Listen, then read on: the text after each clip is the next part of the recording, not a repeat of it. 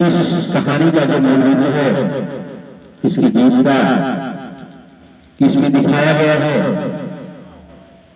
कि एक अपना नारी के ऊपर जिसने भी या अपना चाहे नारी हो या समाज का कोई भी व्यक्ति हो, अगर कोई व्यक्ति उसको नीचा दिखाने का काम करता है, उसका तिरस्कार करता है, तो निश्चित रूप से एक दिन उसको इसका खामियाजा भुगतना पड़ता है। जैसे द्वापर में कंस ने देवकी के ऊपर किया था अत्याचार, तो उसका सजा उसने भुगता। रावण ने त्रेता युग में किया था सीता पर अत्याचार, उसका सजा उसने भुगता। तो ऐसे इस कलयुग में भी कुछ रावण पैदा होते हैं जो अत्याचार, चाहे वो असंरक्षा हो और चाहे वो गद्दारी हो, सबके सम्मान को ठेस पहुंचाने का काम करते हैं। तो आए सीख ली इस गाने से ये अत्याचार का नतीजा क्या होता है।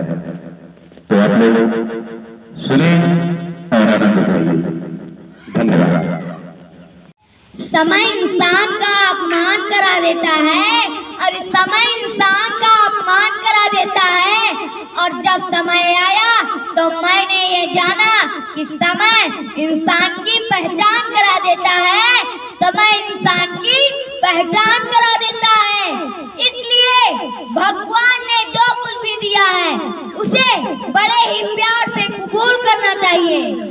इसलिए दोनों चीज कहते हैं ना, सुख भी मुझे प्यारा है, दुख भी मुझे प्यारे हैं, छोड़ूं मैं किसे भगवन, दोनों ये तुम्हारे हैं।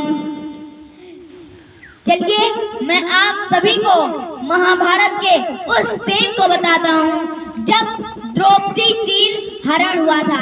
तो चलिए सुनते हैं।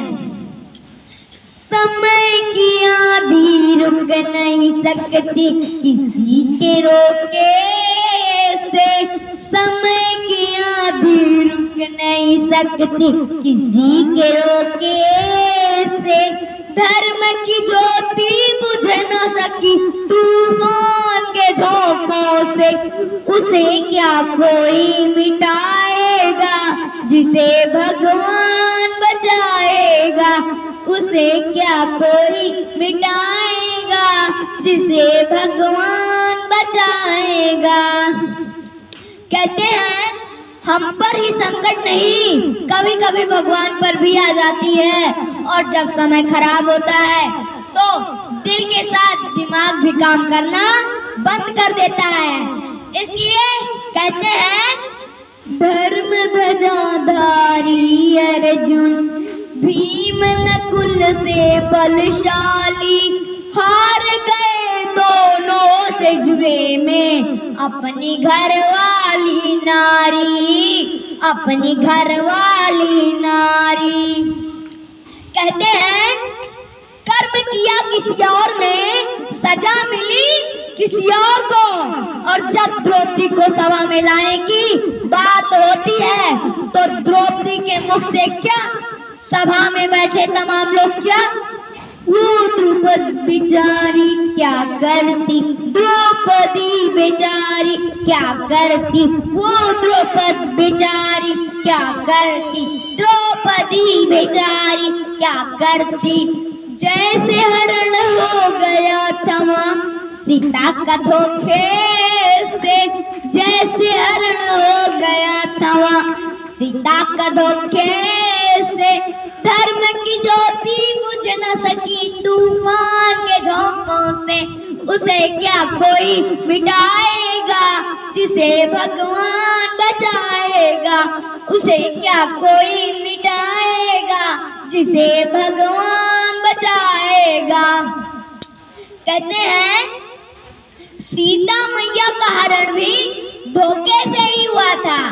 अगर सीता मैया को पता होता रावण जो कि के भेष में मुझको हरण करने के लिए आया है, तो सीता मैया कभी लक्ष्मण रेखा पार नहीं करती।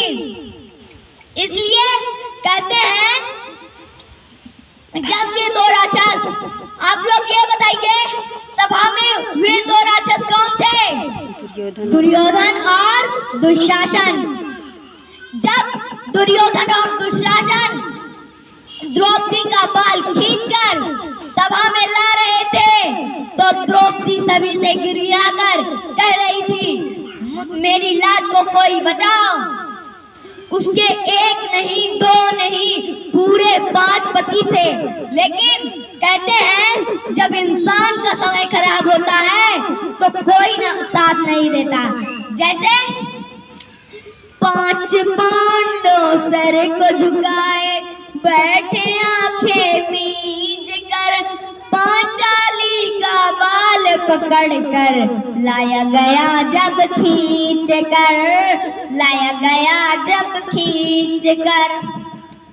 द्रौपदी सभी से हाथ जोड़ती, सभा में बैठे सभी ऋषियों मुनियों से हाथ जोड़ते, पांव पकड़ती और कहती, मेरा इसमें क्या दोष है, मेरा इसमें क्या कसूर है। लेकिन कोई भी उसकी नहीं सुनता, सब चुपचाप बैठे रहते। कहते हैं, जब एक नारी का हाय निकलता है तो क्या, निर्लज्ज कसाई हाय दैया, तुझे दया नहीं आई हाय दैया। उसके बाद भी दुष्ट दुशासन ना माना, रोके टोके से, दुष्ट दुशासन ना माना, रोके टोके से, धर्म की ज्योति बुझ न सकी तूफान के झोंकों से। उसे क्या कोई मिटाएगा जिसे भगवान बचाएगा, उसे क्या कोई मिटाएगा जिसे भगवान बचाएगा।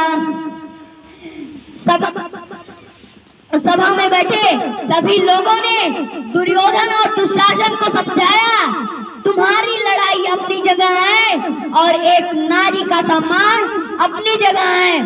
कहते हैं, नारी से बढ़कर कोई न दूजा, इसलिए ब्रह्मा विष्णु महेश ने नारी को पूजा।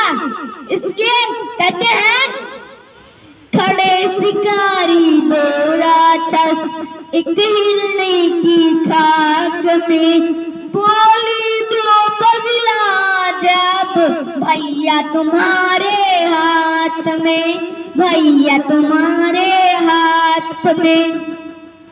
अच्छा, आप लोग ये बताइए, द्रौपदी के भैया कौन थे? श्री कृष्ण।